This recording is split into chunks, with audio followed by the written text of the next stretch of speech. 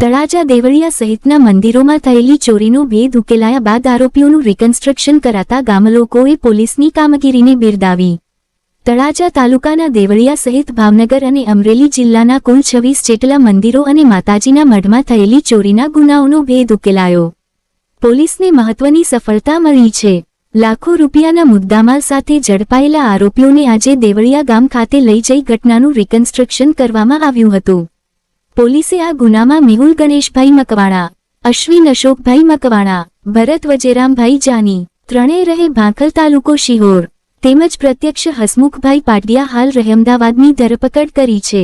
આરોપીઓએ ભાવનગર અને અમરેલી જિલ્લાના વિવિધ મંદિરો અને માતાજીના મઢમાં ચોરીના ગુનાઓ આચરી લાખો રૂપિયાનો મુદ્દામાલ ચોરી કર્યો હોવાનું પોલીસ તપાસમાં બહાર આવ્યું છે.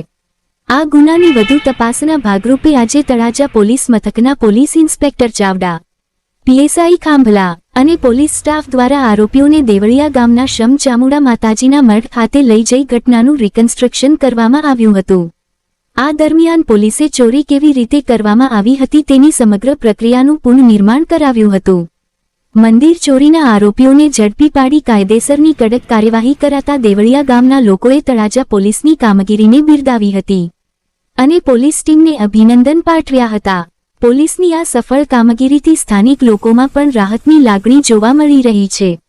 રિપોર્ટ મથુર ચૌહાણ, તળાજા.